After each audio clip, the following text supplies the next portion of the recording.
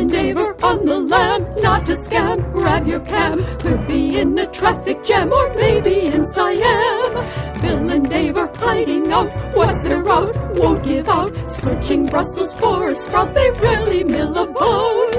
Bill and Dave are on the lam, on a tram in Rotterdam. Don't you forward them, you spam, they're clearly on the lam. Well, hey! It's on the lam. Hey! It's on the lam with our first remote. We have Wendy V joining us. Hey, Wendy. Hi. Hey, welcome to On the Lam. Did I win? Am I caller number 6? You're caller number 6. You win the tickets to see Grand Funk Railroad. I want my cheap trick tickets. So, you are calling from an undisclosed school, I hear. That's true. And how are things going today?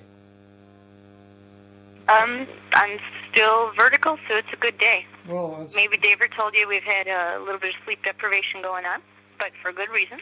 Yeah, that subject has come up in recent podcasts. A lot of recording in Chicago going on, and yes. Getting home late at night. That you guys seem to roll with those rock and punches. roll lifestyle, man. I know. You guys rock. But have you had your lunch yet, Wendy? I am eating some warm pineapple that I think is 2 days past its prime as we speak. A little too sweet? It's kind of like a little too moldy, I think, more than a little too sweet. Are you getting a little loaded off of it? Yeah, is it maybe. At this point, I can't tell because, lack of sleep. Who knows? A little pineapple vodka. When you say it's warm, why is it warm? Well, for another good reason, because I actually fixed my heater. And I used to just always depend on my room to be a refrigerator. Oh. Used to hover, in the 40 to 55 degree range in here. But now they actually fixed it, so I no longer have cool lunches. Oh. Well, so now you have a hot lunch every day. I do.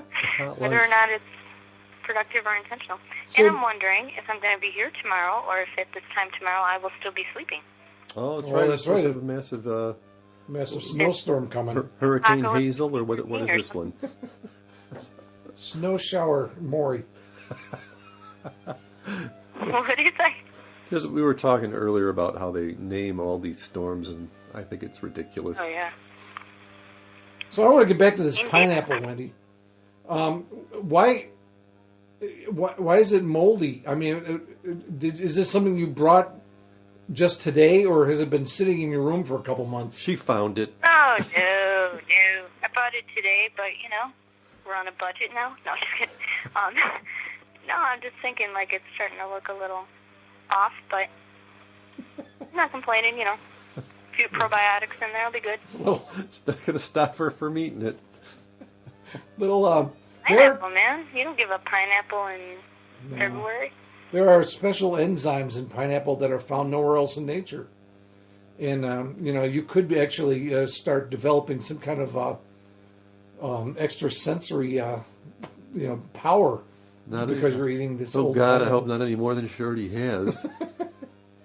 You should be able to foretell the future. Yeah, I could tell the future. I'm going to be getting even less sleep.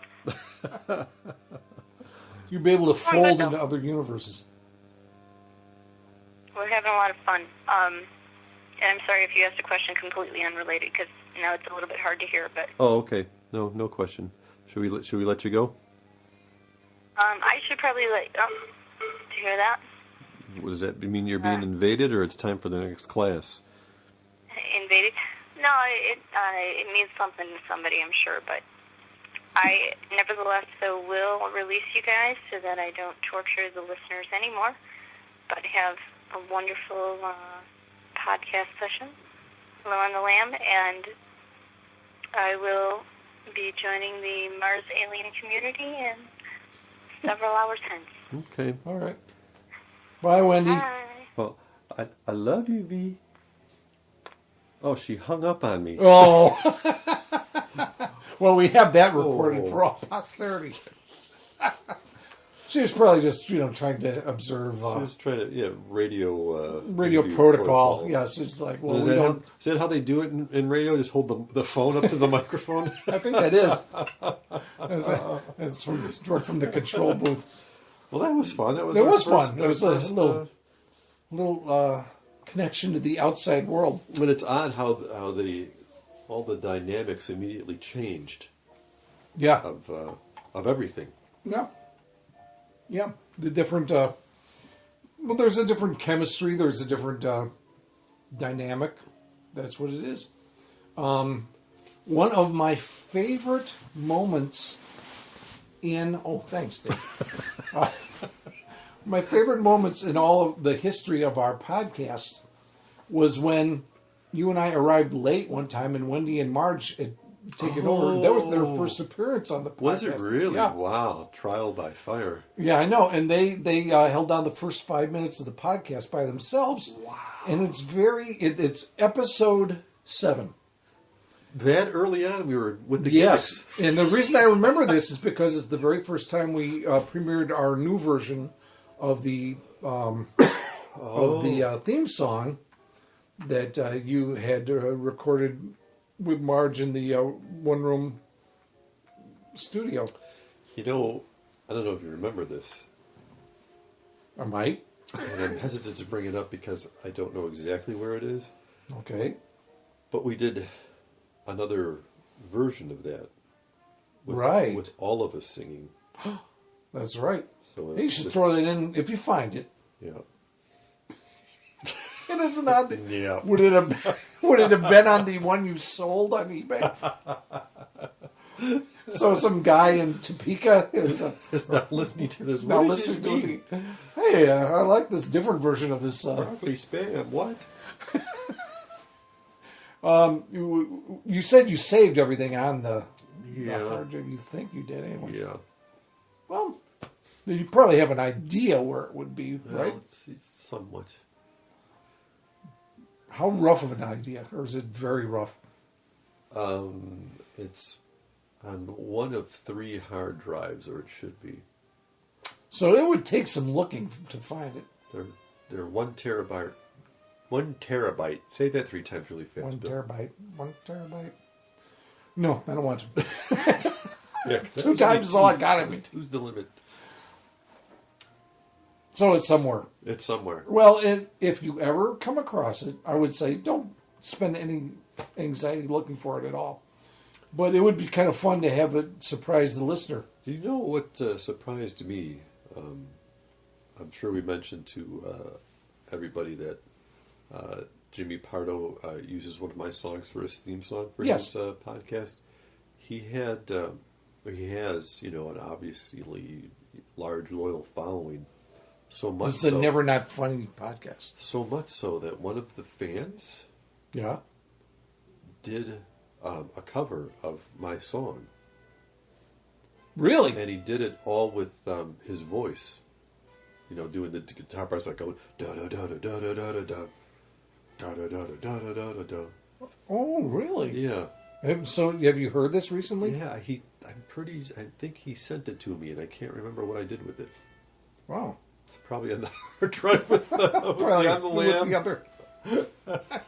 Well, no, it would probably be in an email, right? No idea. No idea. Do you keep all your emails? Or you delete them? No. See, now that's, for me, that's the joy of Gmail. It has such a huge memory of what you can save on there that you never have to delete anything. Did I ever tell you the story about one that was, let's see, I forget which move this was. My second or third move, from an apartment. Mm-hmm. And, I write songs, and, I've always recorded them on various multi-track formats. And on this particular move, like the first 10 reels of tape that had all my songs on there, I decided these aren't any good, and I threw them all away instead of moving. So literally, probably hundreds of songs, hours of. So stuff. They're lost. Yeah. Wow. As well, they should be. I still don't regret that. Really? No. No. And the good ones, they come back to me every once in a while. Like, oh, yeah, I remember writing that one. I should rework that one of these days. I have difficulty, getting rid of. In fact, I think I've talked on this podcast how I lost a novel because I didn't rescue it from my hard drive soon enough. And I have scraps of stories that are complete pieces of shit, but just because I created it, I feel like I'm preserving it for some fictional biographer 100 years from now. And you never know with anything, because if I have an idea for something, and my ideas are usually musical, I don't not do it if it doesn't fit what I think my perception of myself or what I think my potential audience perception is of me. Case in point being that Jimmy Pardo theme. That was kind of like a, it was like an angsty Green Day type of like post-punk song, which is not my forte. That's not what my singer-songwriter. I always said that. So that was one that I'm like, well, what am I going to do with this? I can't put this anywhere because it doesn't sound like what I usually write. But it didn't stop me from writing it anyway and recording it anyway. Who am I to to get in the way of the muse when it comes? Well, yeah. And then it turned out to be perfect for Jimmy's podcast. Yeah. And if I would have just dismissed it as being, well, no, that doesn't fit, what I or, my 3 fans think I should be doing. It actually, it's funny that you made that comparison to Green Day, because it always, that song, please don't take this person, always kind of remind me of, do you know your enemy? Do you know your enemy? Well, gotta know the enemy. Why? That song came after mine, so maybe they heard it. I think because they're from Green Day may owe you some money. They're from the West Coast there. Are they? Mm-hmm. Maybe they're wow. Funny. Now that's I didn't realize that song came after yours. Mm-hmm. They owe you some big money, Dave. They really do. Let's sue Green Day. Yeah, let's get a Kickstarter program to hire a lawyer to sue Green Day. We're going to sue Green Day.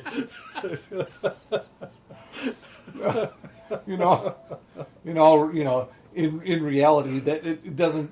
It's not that the songs sound alike. It's that they seem to be cut from a similar cloth. Yeah, and that's not. I mean, there have been lawsuits where the songs sounded exactly the same, and it's been dismissed. So. I've always heard that it depends on who has more money. That's who's going to win the lawsuit and those type of things. Yeah, sadly. There was what was the deal? Didn't they say Vanilla Ice's Big Ice Baby, that was taken from a David Bowie thing or something? The Queen and David Bowie song Under Pressure, which was... Yeah. Yeah. And Ice claimed there was one extra note in there. It's never happened to me. I worried about it a few times because there were some people that I were involved with that eventually did go on to great financial success and in the music industry, and I would nervously, sometimes listen to their new stuff. I'm like, that's one of my song titles. Did they? And thankfully it wasn't. And I would like to think that if something like that did happen, I would probably just let it go. It's like, well, I've got a lot more in me coming out. I don't need to. There's I have a whole litany of things that back when I was still trying to beat my head against the wall and break into television writing and that type of thing, where I threw out ideas to these different shows and I